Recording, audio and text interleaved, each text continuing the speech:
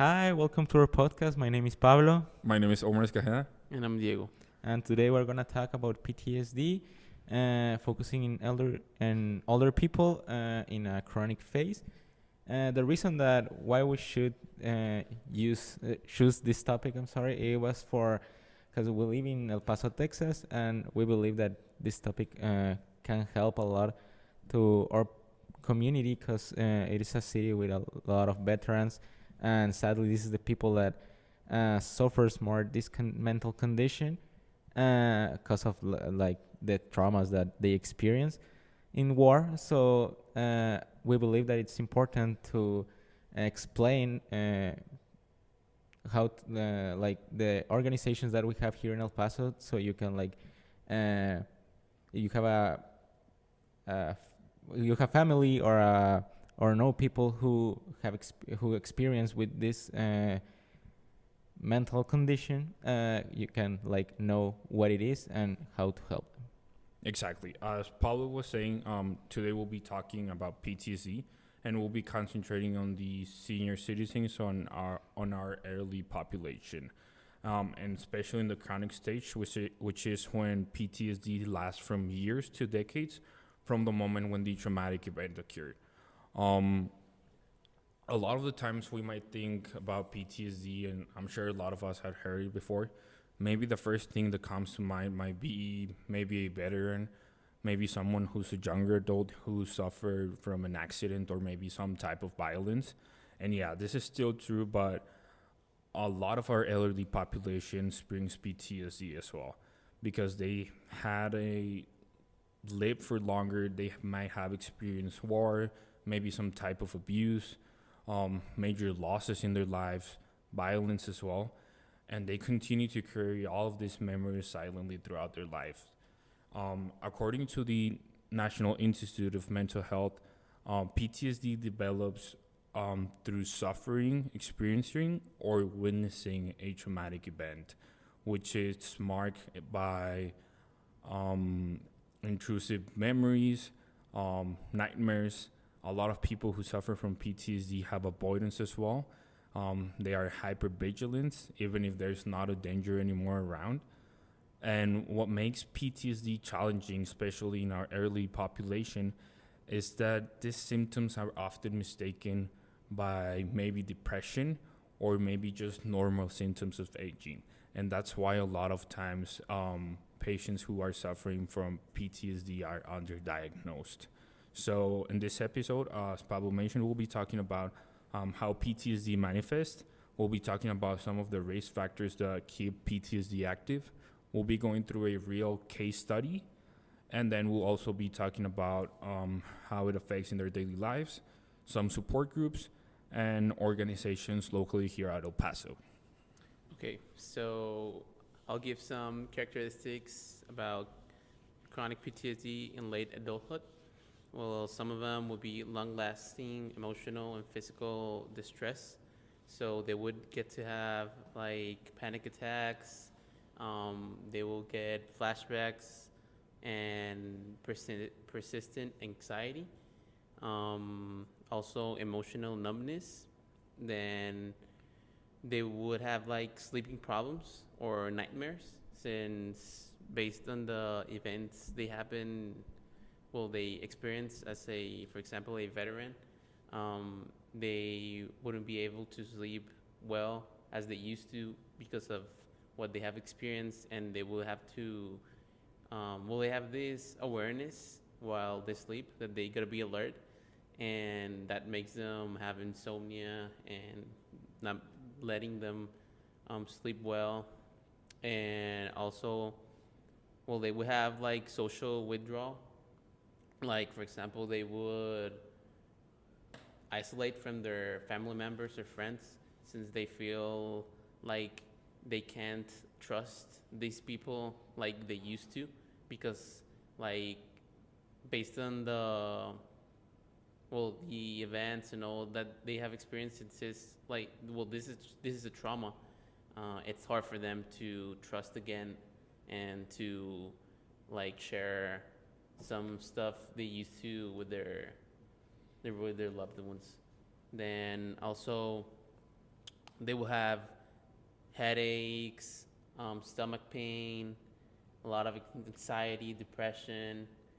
Since I mean, it's really it's a big deal, and it's hard for them. So I would say that these characteristics are what makes them to come back like real hard, and then they will also have like flashbacks or like these that makes them have these like panic attacks.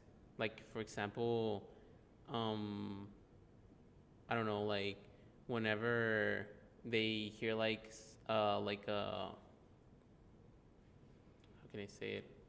Well, whenever they feel like they're in danger, they get to have like anxiety, panic attacks, and they get to I don't know, just like run and ask Yeah, for help. and this is something that is important because, like as Omar said, it is very common that a lot of mental disorders have in common certainly some symptoms. So it is important to understand like which symptoms as individual with PTSD get. Also, it is very important to know that this is not a disability. It is not correct to call it like that. It's a mental disorder or it's a mental condition, but never is a disability. They are fighting their own fights. So, well, we never have to call it like that, like as a disability. Exactly. And some of the risk factors that keep PTSD active in all of these patients, especially in our senior citizens, can be something like major losses. Maybe the death of a loved one, or maybe that sense of that they're losing their independence can reopen some of these emotional wounds or trigger memories of past traumas. There's also health problems and hospitalizations. Maybe they're suffering from some type of chronic illness, or they have stayed in the past in hospitals for long times, which can remind them of past traumatic events they have in the past. And as Diego was mentioning, that can increase anxiety, sleep disturbance. They can have insomnia and a lot of other things as well. There's also the social isolation part about PTSD, which is another risk factor, which is, as we all know, a lot of our senior citizens spend a lot of time by themselves. Maybe they live by their own. Maybe they live in a facility when there's not a lot of people, or maybe family members that they can talk to, or where they can seek some type of comfort. There's also early life trauma resurfacing, which is when they get all of these memories back from war, maybe some type of abuse they went through, an accident, and a lot of other things. And as I was mentioning, because they have a lot of time by themselves, they have the time to sit down, reflect, and they bring all of these memories back. And a lot of the times they don't differentiate because of this cognitive decline they have about the past and the present. They might think that all of these memories that they are having is actually in the present, which it was something that was in the past. So yeah, let's knowing this, let's pass now like to a case study. Let's think about a 70-year German veteran who have suffered like the Second World War, and well, this is gonna be a person who's gonna have experienced difficult scenarios, and well, how as we say, like the trauma is the worst thing here, and this is what we need to like treat or rehabilitate so we can mediate with the PTSD. One of the most therapy common that can help in these cases are narrative exposure therapy, which helps to like normalize these memories that they get, to understand like, okay, this is not a thing that is happening now. This is a past experience. I need to understand it. And how it works is the individual is gonna like talk about his experiences in his life, and with the time I start talking about the scenarios that after the time become the PTSD, and with it they, like how I say, start like normalizing these memories and starting treating like that, like a memory. Well, now some of the impact that chronic PTSD affect on daily life could be like on sleep and rest. As I just said, on based on the characteristics, since they will be fatigued, will they still have the alertness of having to stay awake? They will keep they wouldn't be able to sleep.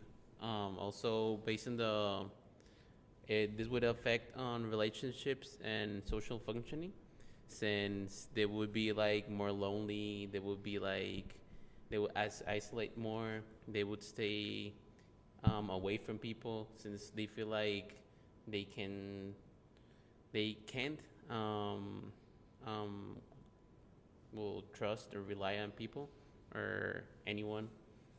Exactly. And I think a great example about how PTSD affects people or the early adults in our community, it's an example that someone told me one time. I think it was one of my grandparents who talked to me about he had a friend who went to the Vietnam War and he suffered from PTSD, from chronic PTSD. And what usually happened to him is that every day in the morning he woke up at the same time, because I think there was usually like a truck or something that passed by his house, and that reminding him of a lot of the things he went through that war. So, I mean, just suffering from PTSD, I couldn't imagine how complicated it is and how it can affect your daily life in doing simple tasks. Like, as for example, I remember he told me as well that he couldn't watch the news because a lot of times he would hear like helicopters or maybe a lot of crowding within the people, and that brought a lot of those traumatic events back. You're like, for example, like flashbacks or like those memories, and they will get anxiety, and then their heart rate would like increase also. And several studies say that chronic PTSD affects their memory, and also that their mild cognitive impairment would like lead to dementia. That's what Dementia. dementia, yeah. And yeah, like that's basically it. That it affects a lot on these your people daily life. on their daily life. Yeah. Yeah. I like what you said. Now, well, I want to talk about some strategies that as rehab or strategies to treat individuals that get this mental disorder. Well, first of all, I think it's very important to have empathy with these people. I mean, if you're starting like being hard with them, like trying to say like no, like what are you seeing? It's no normal, and being hard with them, and in some things like how you can say it. Yeah, like if you lose like the patience with Yeah, them, exactly. yeah, like you wanna like for you it's normal like for to be like stay calm or like do several things, but for them it's real hard because they have the trauma, so they can like hear like big noises or like several stuff. So yeah, I mean I'm sorry for interrupting, No, but like no, I like it. I know what you're trying to say, like to be patient with them and stay calm since they've been through something that's very big, and we gotta like take like baby steps with them. Exactly. So that's what I want to say. Like, thank you for supporting me in this. Like the patience and the empathy, it's crucial in these cases, and and it's a very good strategy to help them. Also, like some organizations that we have here in El Paso, for help these individuals. We have the National Alliance on Mental Illness, which is a national organization. There is not just in El Paso, but is one of the most biggest organizations that help with all the illness. But you can focus like in the PTSD. Also, we have Emergence Health Network, who is like for veterans. Also, the Veterans One Stop. That one is too for veterans. Also, we have the Rio Vista Behavioral Health in El Paso, El Paso VA Vet Center, and I don't know if I'm missing one. Probably let me think. Treatmental Health Texas too. Well, yeah, I mean, I think we have covered all the things that we wanted to talk about PTSD. And as Pablo said in the beginning, we need to make awareness about PTSD, which is something pretty common in our community. So yeah, thank you guys for listening. I hope you guys enjoy it. Thank you.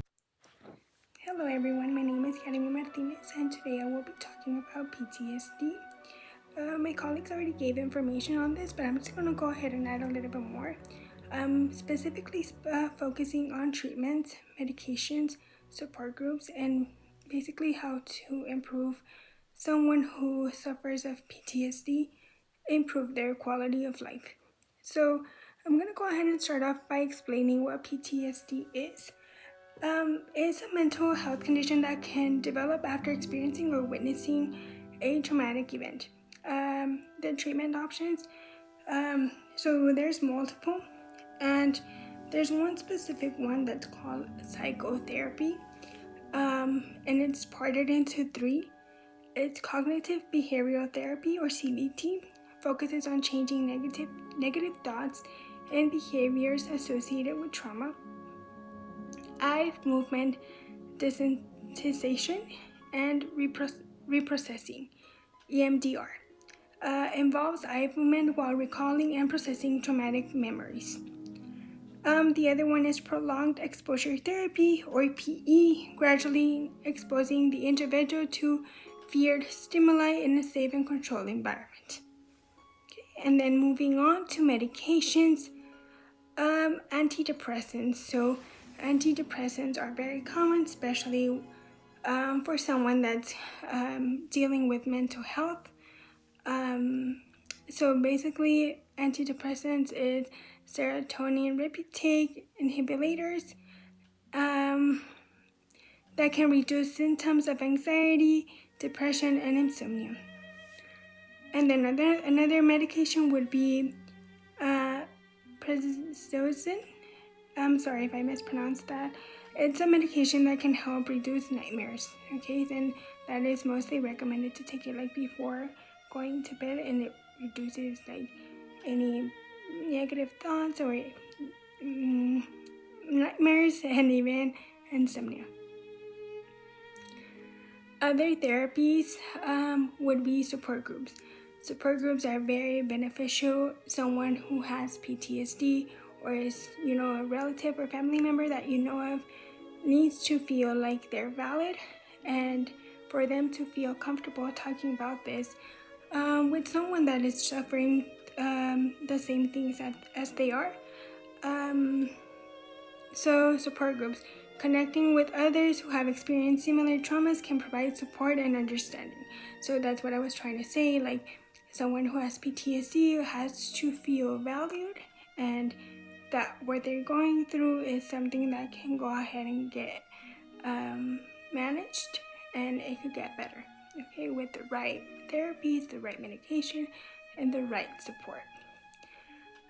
Support groups for PTSD here in El Paso can be found through organizations like NAMI or NAMI El Paso, which offers free pre-led support for individuals with mental health conditions and their families.